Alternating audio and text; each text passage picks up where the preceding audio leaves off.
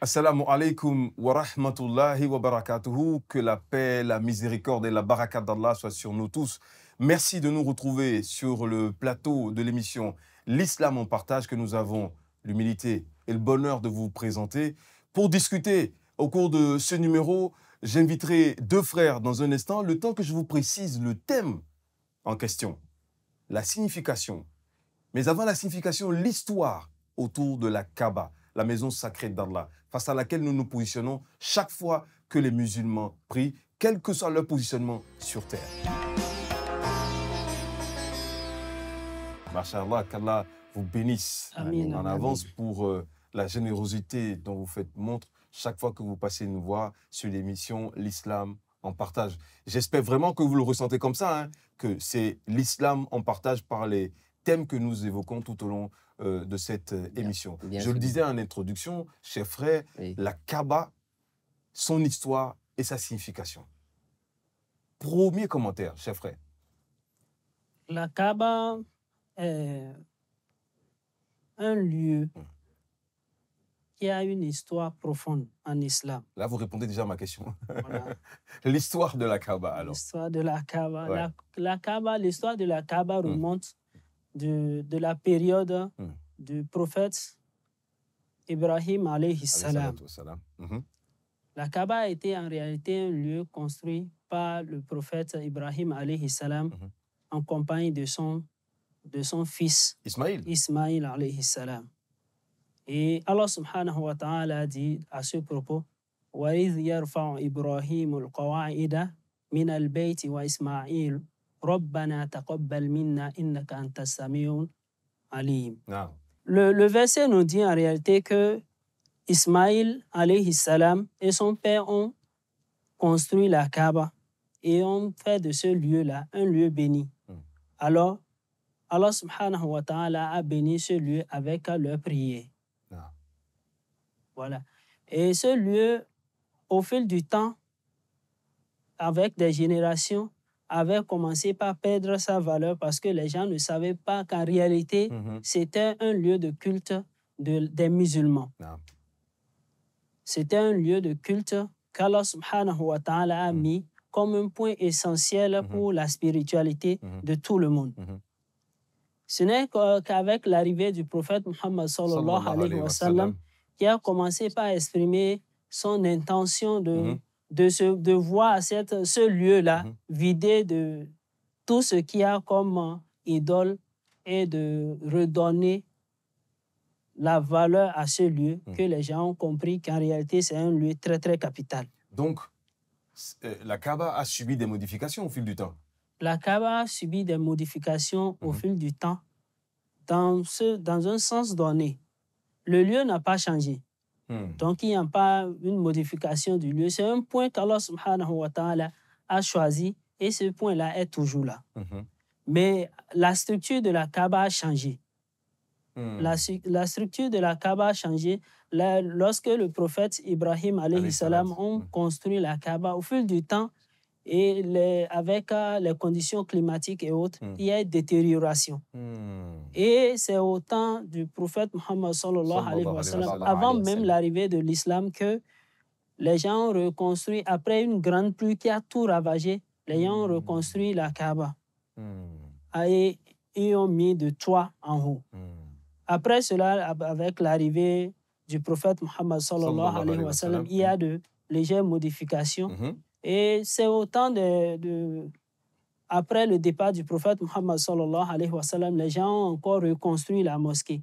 Mais la structure actuelle que nous voyons avec les dimensions a été modifiée vers les années 1996 pour donner la forme cubique. La forme cubique avait été donnée par les khalifes du prophète Muhammad sallallahu alayhi wa sallam. Mais ça a été bâti comme nous le voyons en 1996. L'essentiel, ce que nous pouvons noter, c'est que c'est le lieu là qui est toujours maintenu là. Donc, ce sont ces modifications-là qu'a subi la Kaaba au fil du temps.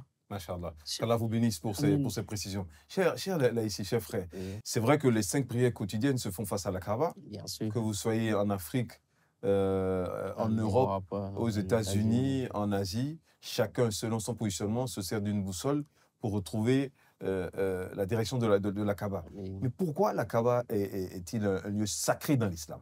La Kaaba est un lieu sacré parce que Allah subhanahu wa ta'ala, c'est lui-même qui l'a rendu sacré. Le prophète Mohammed sallallahu alayhi wa sallam nous disait Inna hada balad haramahullah. Cette maison, c'est Allah subhanahu wa ta'ala qui l'a rendue sacrée. Depuis le jour où Allah subhanahu wa ta'ala a créé la terre et les cieux. Fahuwa hurmatin bi hurmatillahi ila yawmil qiyamah. Que c'est de la même manière, cette maison serait sacrée jusqu'au jour de la résurrection. Le prophète a dit ce hadith, récité ce hadith le jour où il a reconquéri la Kaaba. Vous savez que le prophète a été expulsé. À un moment donné, la partie... Moi, je le sais peut-être, mais les téléspectateurs qui nous suivent ne le savent peut-être pas. Donc, c'est important si vous voulez développer ce point. Oui, Inch'Allah. Lorsque l'islam a commencé, les Mécois étaient hostiles à l'appel à l'islam. Cet appel qui invite à l'adoration d'un seul Dieu. Ils avaient des centaines de dieux à la Kaaba. Ils avaient beaucoup de fétiches qu'ils adoraient. Et le prophète Mohammed sallallahu alayhi wa sallam, il est venu à prêcher pour un Dieu qui est unique. Et les gens disaient, comment Mohammed, on avait autant de dieux qui n'arrivaient pas à satisfaire nos besoins. On les implorait, malgré ça, nous avons des insatisfactions. Et maintenant, tu veux orienter toutes nos adorations, tous nos cultes, tous nos vœux vers un seul Dieu. Moi, on ne va pas accepter cela de toi. C'est comme ça que le prophète a commencé par avoir de problèmes à partir du premier jour de la révélation. Ou même son oncle l'a même maudit. Quand le prophète Mohammed sallallahu alayhi wa sallam était parti monter sur une montagne, il dit, vous, les Mécois, si je vous dis qu'il y a un armée derrière vous qui veut vous attaquer, est-ce que vous allez croire?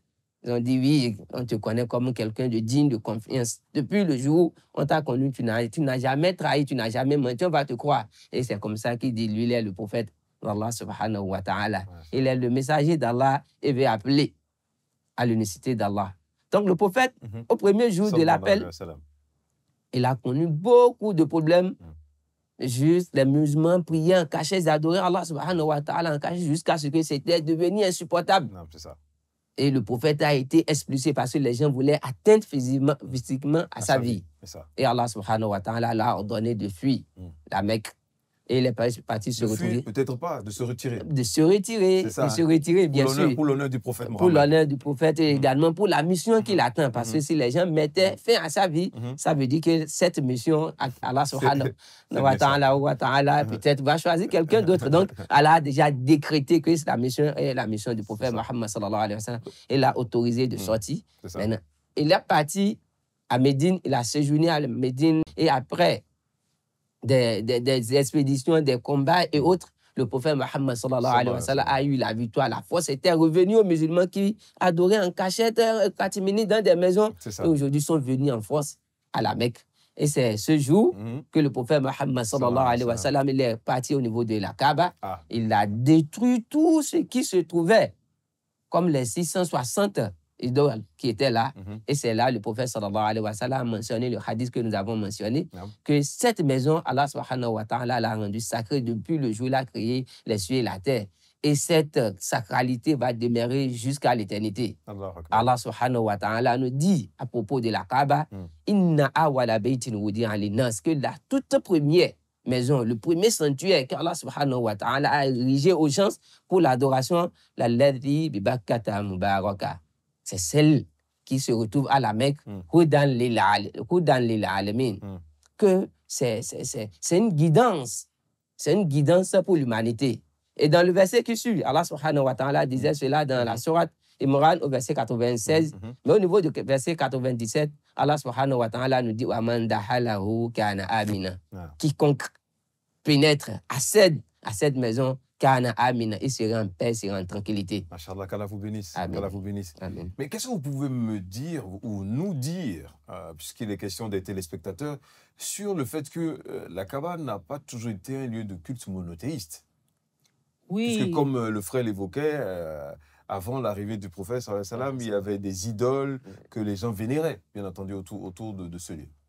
Oui, après le départ du prophète Ibrahim alayhi salam et de son fils, la Kaaba n'avait plus été considérée comme un lieu de culte du monothéisme. C'est vrai que la maison a été bénite par Allah subhanahu wa ta'ala, comme le frère l'a dit, depuis même sa création. Et tous ceux qui venaient trouver de satisfaction. Et donc, ça fait que les gens ont considéré la présence de cette mosquée-là comme un lieu qui leur apportait de bénédiction. Et donc, tous ceux qui étaient aux alentours venaient faire la circumambulation autour de cette Kaaba-là, remplie d'idoles. Les hadiths ont rapporté qu'au moment où le prophète Muhammad sallallahu alayhi wa sallam a conquis la Mecque et qu'il y avait dans la Kaaba 360 idoles. Qu'il y avait 360 idoles. Donc, les gens venaient faire la circumambulation et quand ils viennent faire la circumambulation, il y a des besoins. Circumambulation, c'est le tour. Hein, le tour autour de la Kaaba. Le tour autour de la Kaaba. Donc, ils venaient et les Mecquois trouvaient les gens qui allaient acheter pour eux. Donc, pour les Mecquois, lorsque l'islam vient, c'est pour, en quelque sorte, les empêcher d'avoir ces avantages-là. Donc, les gens y ont mis des idoles pour conserver. C'est une chambre qui a été construite. Donc, les gens ont vu ce point-là, ils ont vu les grands-parents et autres rester là. Ils ont su que c'est un lieu béni. Donc, au fil du temps, ils ont mis leurs idoles là pour conserver leurs idoles. Chaque famille des Qurayshites venait mettre leurs idoles là. Donc, c'est comme ça la Kaaba a été remplie d'idoles. Avant même l'arrivée du prophète Muhammad sallallahu alayhi wa sallam. Et les autres venaient autour de ces idoles-là faire la circumambulation et achetaient. Le commerce était plus actif. Mais avec l'arrivée du prophète Muhammad sallallahu alayhi wa sallam qui est venu dire non, que c'est un seul Dieu qu'il faut adorer. Nos idoles, comment est-ce qu'on va faire? En réalité, les gens n'ont pas directement repoussé le prophète sallallahu alayhi wa sallam à cause de l'idéologie ou bien à cause de la religion directement. Il y a d'autres qui ont leurs intérêts. Le fait qu'il y ait des achats, qu'il y ait des échanges. Et les Quraysh, eux autres, ils se disaient, bon, nous sommes les dieux parce que nous détenons la Kaaba, dont les gens veulent avoir la bénédiction. Donc, ils sont les chefs.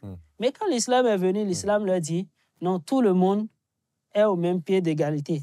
Allah subhanahu wa ta'ala a dit à ce propos, Ya ayyuhan nas, inna khalaqnakum min dhakarin wa untha, wa ja'alnakum shu'uban wa qaba'ila lita'arafu, inna akramakum indallahi atqakum. Le point saillant, c'est à ce niveau-là. Inna akramakum indallahi atqakum. Normalement, je suis censé dire Sadaqallahu al-Azim ou c'est pas systématique? Bon, vous êtes censé dire Sadaqallahu al-Azim. D'accord. Qui veut dire? Qui veut dire, bon, Allah subhanahu wa ta'ala a fait sortir la vérité. C'est une vérité qui est sortie. Parce que c'est important qu'on ait les bonnes habitudes. Parce que c'est l'émission L'Islam en partage. Il faut que ça se passe bien dans le respect des traditions en la matière. C'est ça. Donc, le plus proche auprès d'Allah subhanahu wa ta'ala, c'est celui-là qui le craint le plus. Et il commence le verset en disant Inna khalaqnakum min dhakarin wa untha.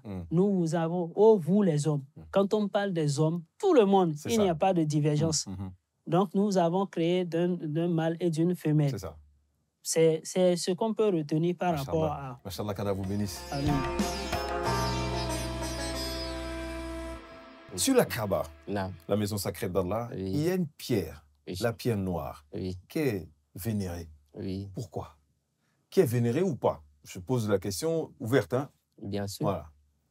La pierre noire qui est Hajar al-Aswad, c'est une pierre bien vénérée. Vénérée? Bien sûr. D'accord. Et c'est une pierre d'abord, une pierre très importante parce que lorsque le frère a parlé tout à l'heure, la Kaaba a eu de reconstruction de la Kaaba. Il y a des incendies et autres qui ont ravagé la Kaaba et les gens voulaient reconstruire la Kaaba. Et cette pierre a fait l'objet d'un grand débat, de discorde, parce que tout le monde voulait...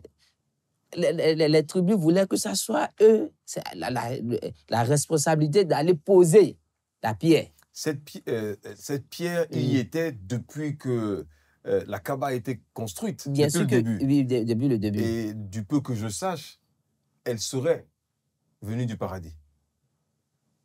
Oui, Bon, il y a eu beaucoup de commentaires par rapport à cela. D'autres savants l'ont réfuté, d'autres ont dit oui. Mais l'idée qui est plus répandue, c'est que cette pierre, c'est une pierre du paradis. Très bien. Et qui est vénérée. Qui est vénérée. D'accord. Est-ce qu'il vous est déjà arrivé d'avoir des questions en rapport avec le fait que les musulmans se tournent vers la Kaaba pour la prière? Est-ce à cause de la pierre qui est vénérée ou pour une raison que vous allez évoquer? Les musulmans s'orientent vers la Kaaba parce que Allah subhanahu wa ta'ala l'a ordonné.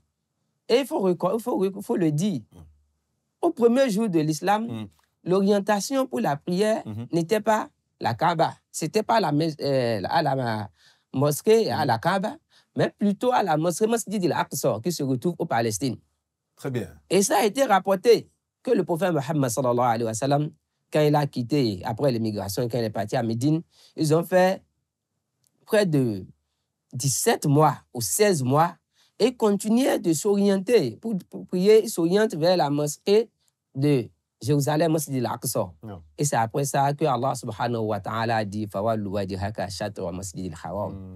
Que maintenant, que tu peux orienter, que quand vous voulez prier, orientez-vous vers la Kaaba. Ce n'est pas à cause de cette pierre, mais c'est parce que c'est une exhortation divine. Allah subhanahu wa ta'ala nous a orientés. C'est Allah qui a redirigé les musulmans vers la mosquée, vers la Kaaba. Donc, ce n'est pas à cause de cette pierre. Très bien. Donc, réponse importante. Oui.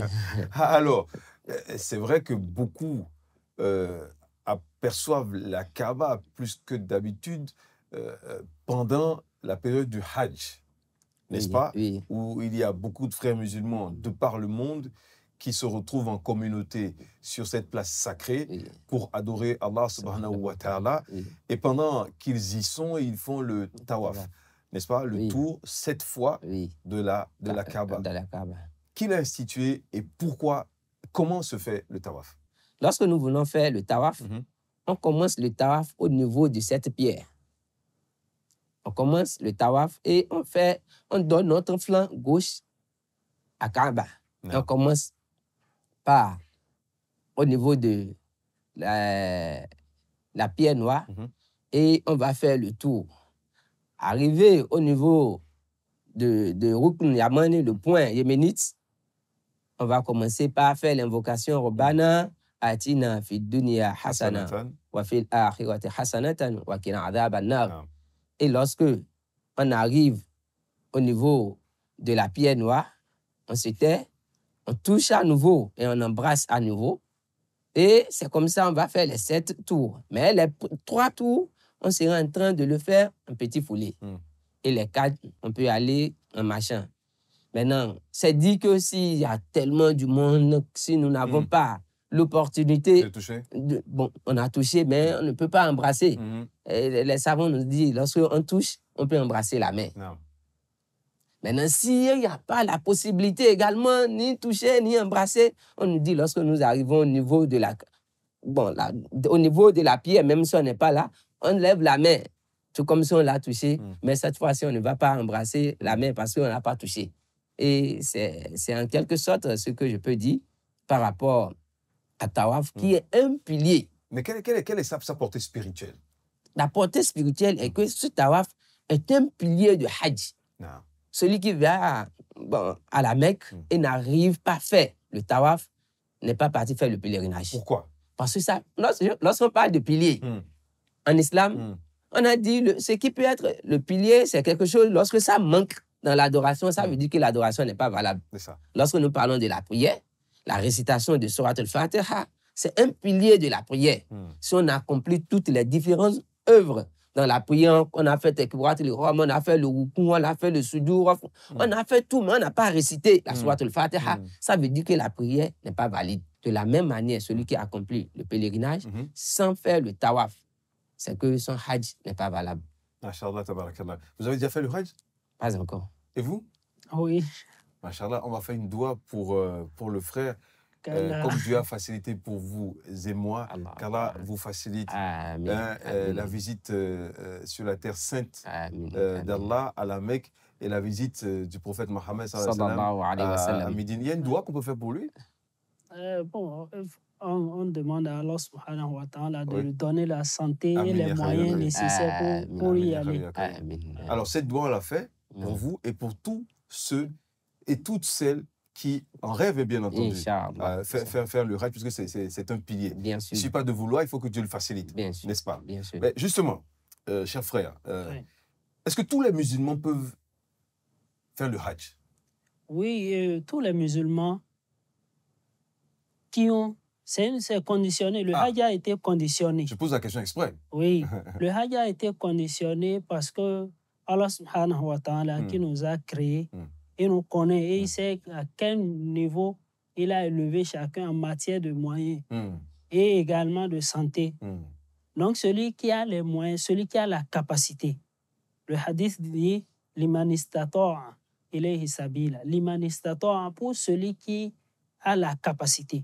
Dans la capacité, il y a la capacité financière, il y a la capacité également physique pour accomplir le Hajj. Donc, tous ceux-là qui ont les moyens et qui ont la force physique, la capacité de le faire, et ils peuvent trouver, même s'ils n'ont pas de force physique en tant que tel, ils peuvent trouver un moyen pour accomplir les rites et ils doivent le faire. Ça devient à ce moment-là une obligation pour eux. Parce que c'est un pilier de l'islam. Maintenant, celui-là qui n'a pas les moyens, il ne peut pas le faire parce qu'il n'a pas les moyens. Donc, il ne va pas se gêner pour trouver des moyens par toutes les voies pour vouloir plaire à Allah subhanahu wa ta'ala. Ce n'est pas à ça qu'on nous appelle. Il y a un compagnon qui allait au Hajj. Un compagnon du prophète? Du prophète Muhammad sallallahu alayhi wa sallam, qui allait au Hajj. Il a réuni les moyens nécessaires, mais sur la voie, il y a un obstacle qui a fait que ces moyens ont été sollicités quelque part.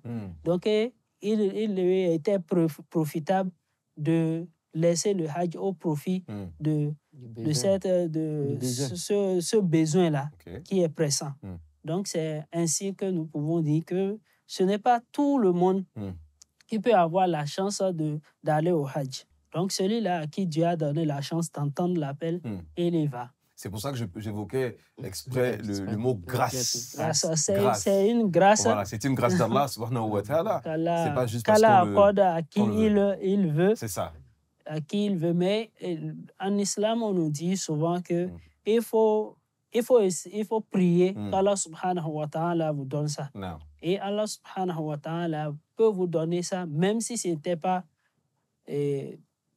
un truc que vous pouviez faire. Donc, c'est une volonté, il faut exprimer la volonté. Allah subhanahu wa ta'ala peut vous accompagner par les causes qu'il peut faciliter, il peut vous le permettre. Oui, c'est bien ça. Bien Nous allons bientôt prendre congé de vous, mais avant, j'aimerais poser une question qui peut paraître naïve aux yeux des musulmans. Est-ce que des non-musulmans peuvent visiter la Kaaba? Du tout pas.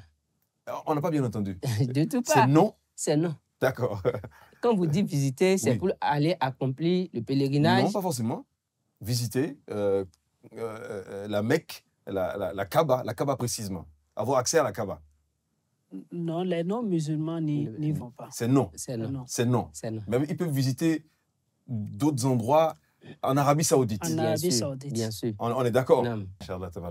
Sans jugement de valeur. Bien sûr. Nous vous donnons cette précision puisque ça a été un lieu sacré pour la maison sacrée. Pour un rituel sacré. Donc, il faut bien être musulman, de tradition, de pratique, pour pouvoir avoir accès à la terre sainte de Makka, d'accord, pour pouvoir avoir la grâce de toucher la Kaaba et profiter des bénédictions sur place. Machallah, qu'Allah vous bénisse abondamment pour l'acte de générosité que vous posez en vous rendant disponible et pour toutes les explications que vous donnez, que vous avez données tout au long de cette émission pour éclairer la lanterne de nos téléspectateurs sur le sujet de la Kaaba. Merci infiniment, en espérant que vous avez pris du plaisir.